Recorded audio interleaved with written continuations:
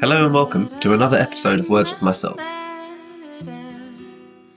The Dunning-Kruger effect is the scientific explanation of our ego's tendency to overestimate our abilities. As someone who trains martial arts, it's frequently seen amongst men and their perceived ability at fighting. Most men believe that they can fight. They may have never trained a day in their life. They may have never had a fight before. But because if they don't believe that they can fight and they come to terms with the reality of the situation, which is if they were to get into that situation, they would be helpless and very exposed. They would be very, very anxious. So to avoid this anxious feeling, they instead create these delusions of grandeur where they create this image of themselves as being far more capable than they actually are. And this isn't unique to fighting, it's seen in all aspects of life. People want to believe that they are nicer than they really are, that they are more selfless than they really are, that they care about things more than they actually do. We build up this image of who we believe we should be rather than address who we are and our actions today, in the present moment. We have all worked really hard to build up this identity that we have of ourselves, this image of ourselves, who we are. And we almost all pull pieces that we like and reject pieces that we don't. We might say that we're motivated and, we're active and physical and, we go to the gym and take care of ourselves, but we leave out all the parts about where we eat junk food and drink too much and don't get enough rest and all of these details that contradict that statement. We leave those out as like an inconvenience to this image. It might be that you are a healthy person that looks after yourself, but it's not the entire picture. A more complete answer would be, I try my best to look after myself and I try my best to look after my health and my physicality, but I don't always have the motivation to go to the gym and eat well, and I lack time, or I don't prioritize eating well because I prioritize other things that I feel are more important to me. This isn't to say that that's bad or that the other way is good. It is simply to say that how accurate you are able to convey who you are in the present moment will directly correlate with your sense of self-worth and security. If you are lying or deliberately omitting details to make yourself feel better, you will be anxious because you know the truth. You know that you can't live up to this ideal that you project. And some people who seem to do everything wrong and they don't look after themselves and they don't do all of these things that they probably should do, they seem to be really confident, and that really confuses people because they're comfortable with who they are. Their image of themselves, even if it's really negative image, they might still be more confident because they know that the negative beliefs that they have of themselves is based on the evidence of who they actually are. So at least they are not lying to themselves. They have nothing to be anxious about because there's nothing to be exposed. If you say to them, like, you're lazy, they'll go, yeah, I'm lazy. And that gives them this confidence, because confidence is rooted in truth. It's not rooted in delusions. You can do all of the right things and still not be confident. And you can do all of the wrong things and be confident. Self-acceptance and confidence and self-belief and all this kind of things, they're not rooted in a projected image. They're rooted in truth and knowledge of self. If you know yourself very well, and you are honest about who you are and what you are, you will be more confident than if you project a lie and try to maintain that. Because you will always have uncertainty and doubt and disbelief because you know that you do things that contradict that image, that you don't really live up to it, and you're worried that something or someone or something you do or something you say will expose that in you, that you will be revealed to be the fraud. And these are all just feelings, but they are feelings for a reason. It is because you are not honest with yourself. If you were honest with yourself, then you wouldn't fear it. You wouldn't have the anxiety. Because even though it may be something that you aren't typically proud of, or you have a habit that isn't really that good for you, it wouldn't bother you because at least you're honest about it. You'd just say, I do this. I know it's not that great, but that's what I do. And, I'm trying to be better, but that's the truth of it. There's no anxiety to that statement because there's no fear. There's nothing that can happen. Nobody has control over you because you are rooted in truth. And the more rooted you are in illusion, the more you have depression and anxiety. These are symptoms of delusion.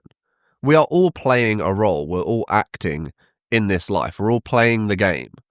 And if you have depression, you have become tired of this image that you maintain, this ideal that you are trying to be.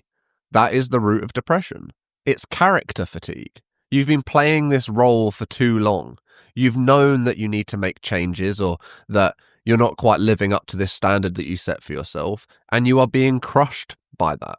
You are tired of playing the game of you. You want to play a different game.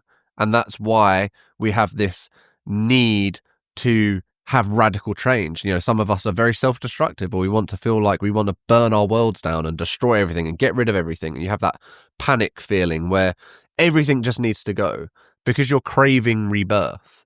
You're craving adopting a new form. People throw the term alignment around a lot. You're not aligned. And it's hard to really understand what that means. To me, what it means is that who you really are, the essence of you versus the image that you have created.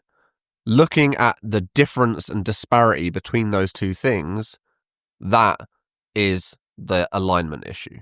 If you have a huge gap between who you really are and being authentic to yourself versus who you want to be and who you're trying and aspiring to be, that distance is the lack of alignment. If you are saying yes when really you mean no, or you're saying no when really you want to, if you are doing things just for the comfort of other people and not because it's something that you really want to do, if you're trying to appease people or people please or make people more comfortable at the expense of your own self, all of these are symptoms of the lack of alignment. Because if you were true and authentic, you wouldn't have this issue. You would be comfortable with truth. You would be comfortable with who you are and where you are. For instance, let's say that you think saying no to something makes you a bad person, so you say yes. You can't possibly know that you are a good person because you are still looking for this confirmation. You're still looking to prove this to be true.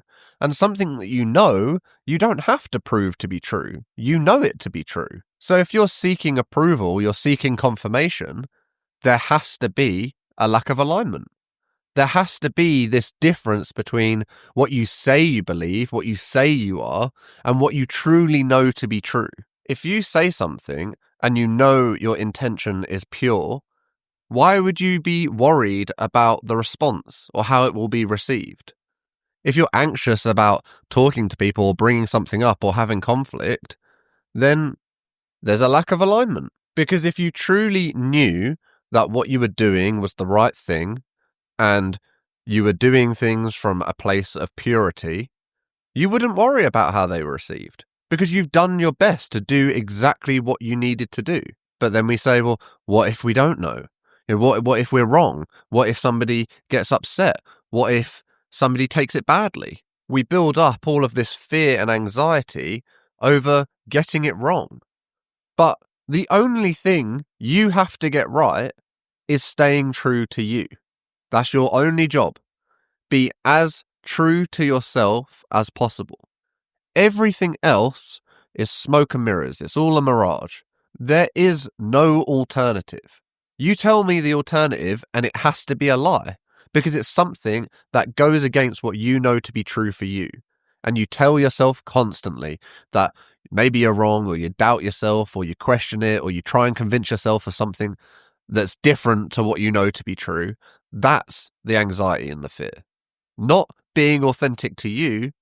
You're scared that the world will reject that. And maybe it will. But the alternative is living an unauthentic life. of lying constantly and constantly having to lie to yourself and to other people and convince yourself of that lie, convince yourself that you're doing the right thing. The alternative is illness. It's delusion. That is the alternative to being the authentic you. So if you are now aware of that, you have to be consciously choosing to be ill. You are choosing a lack of alignment.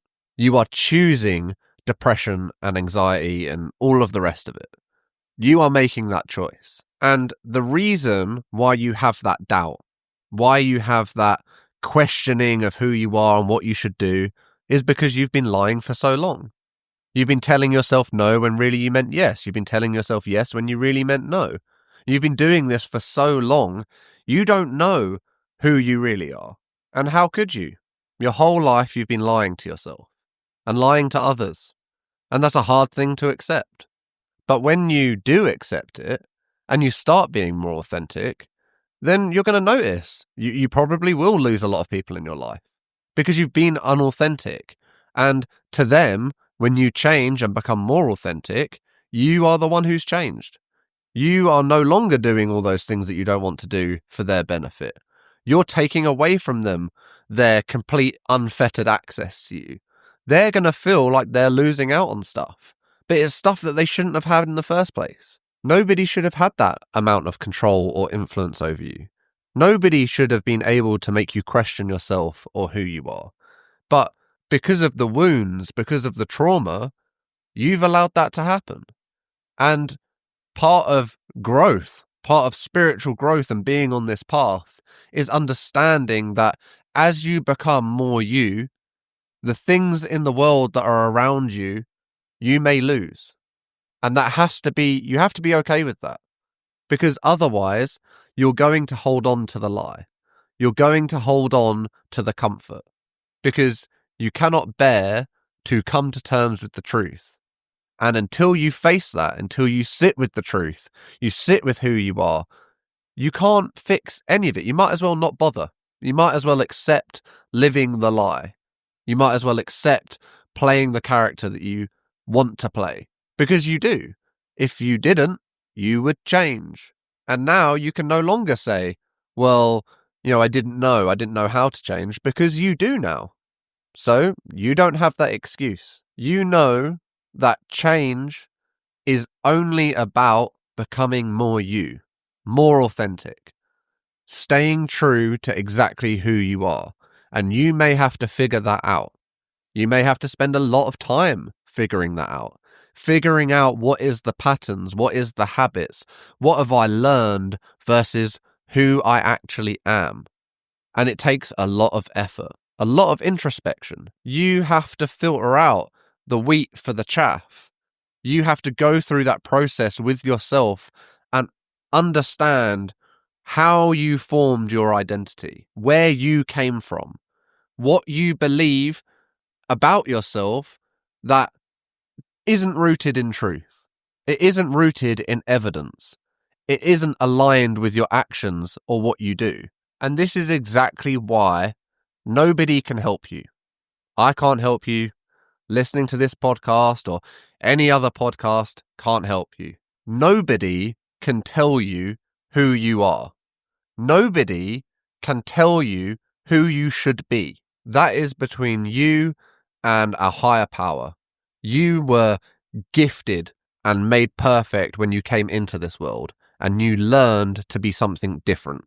You learned that being you wasn't enough, or being you was wrong. You learned that you were too loud or too quiet, too outgoing or too shy, too confident or not confident enough. You learned these things. You didn't believe them until you went through life and learned them. You could hold all of the secrets of the universe.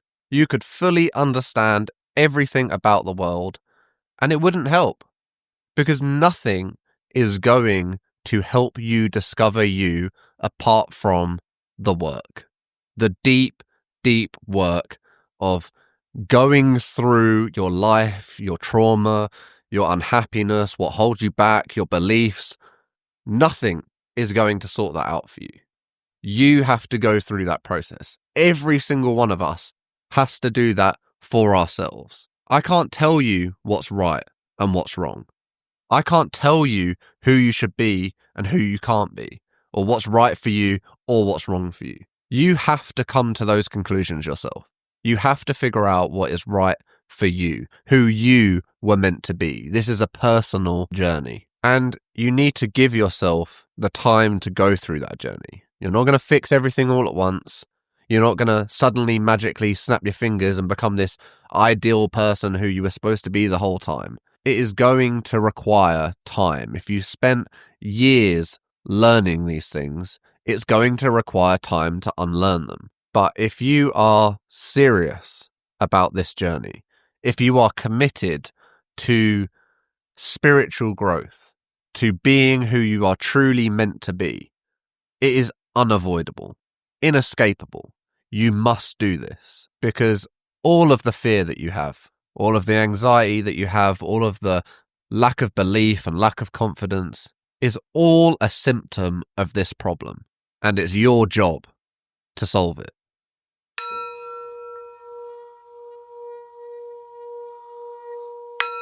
Thank you for listening.